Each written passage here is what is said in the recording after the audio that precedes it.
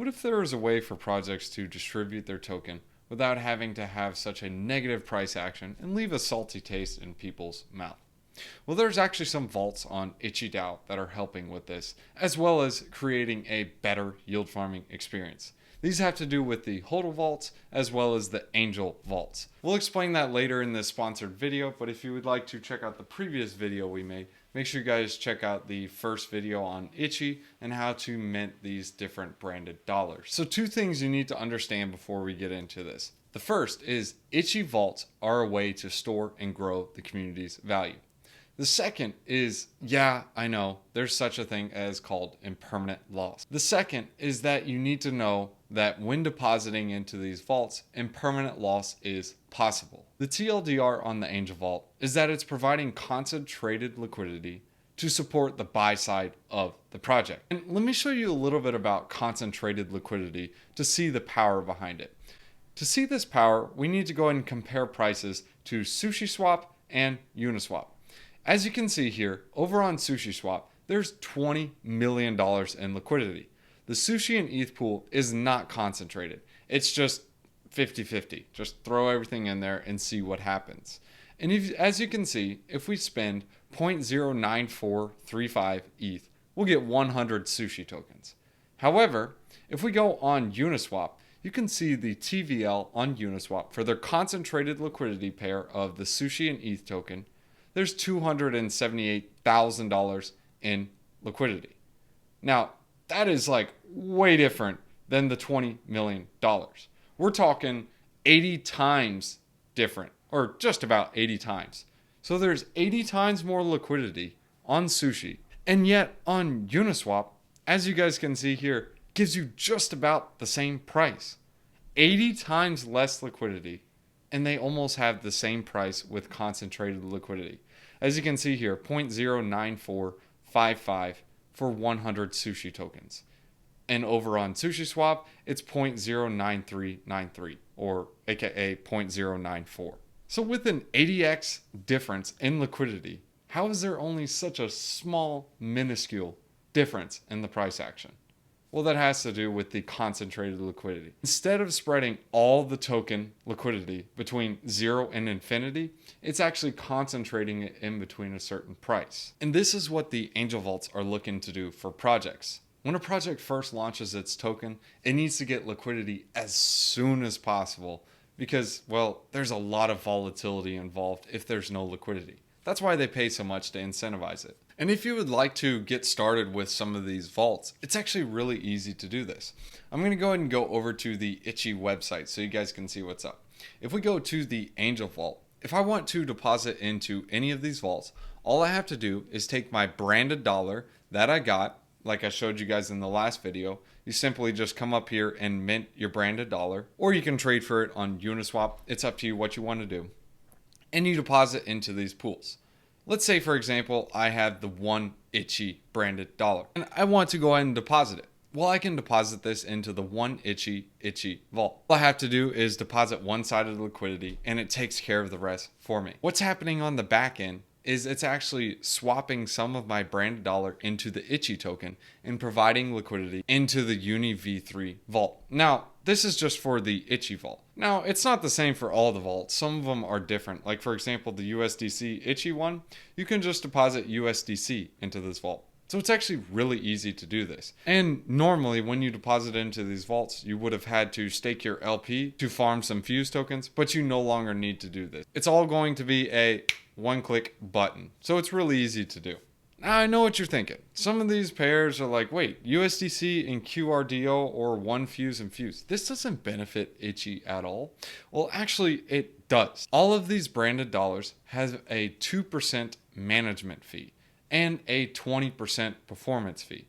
If you remember, when you're depositing into these vaults, these are earning swap fees. Some are earning 1%, some 0.3%, from many different ranges. But the TLDR is, as more people are trading inside these vaults, this is actually profiting the ICHI ecosystem.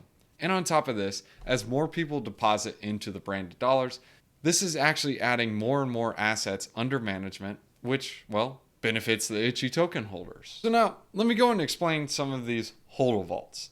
These are a different avenue. these are also single-sided deposits. But what's happening here, when you add liquidity, all of these Hodl vaults are paired with the ICHI token. So let's say, for example, I deposit wrapped Bitcoin.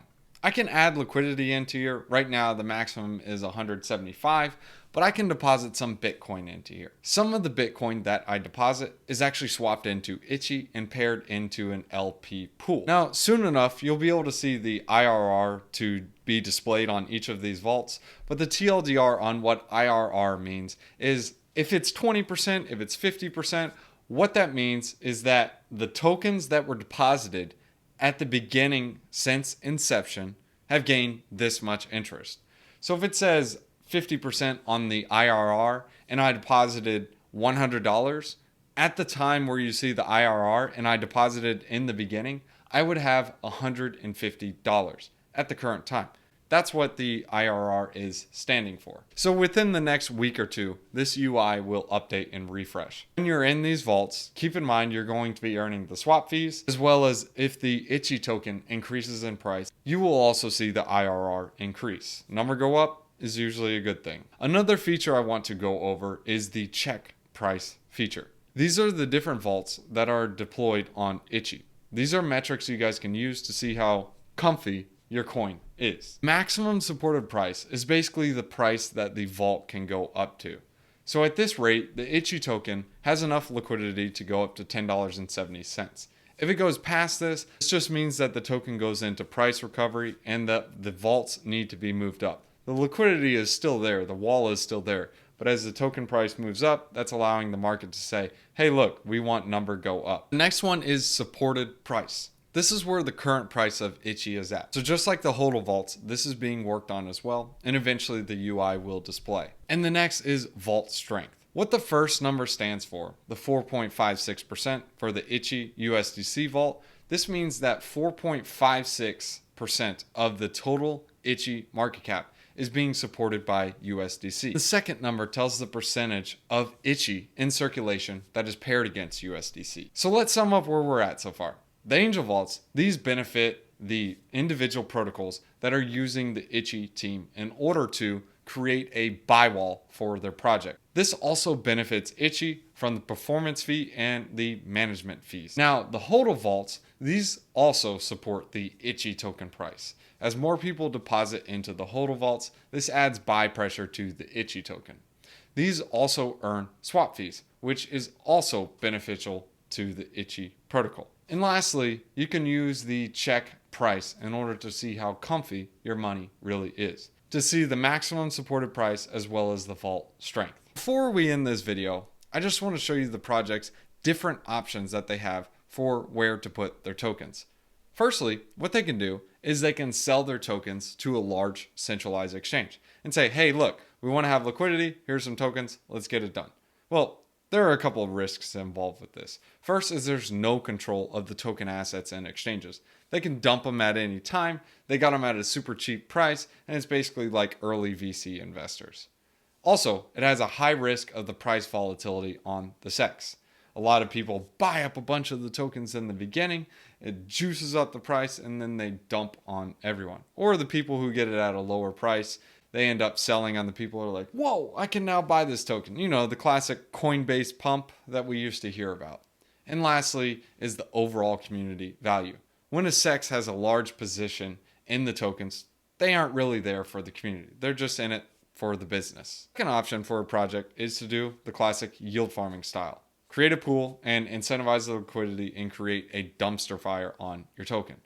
There are a couple of concerns with this. The first, on the token price, it's a little bit better than going on a SEX and just blindly giving people your tokens, but you are still emitting them at a rapid rate. The second is there's no control of the token assets in the LP pools. Whale can come in and buy them all up, or they can dump on everyone. And then the last is the risk of devaluation being paired against a volatile asset. If you pair it with something like an ETH, a Bitcoin, yeah, those are a little more steady than altcoins, but they do see some extreme volatility. Now, if they're going up, great. But if they're going down, not so much. So something to keep in mind as well.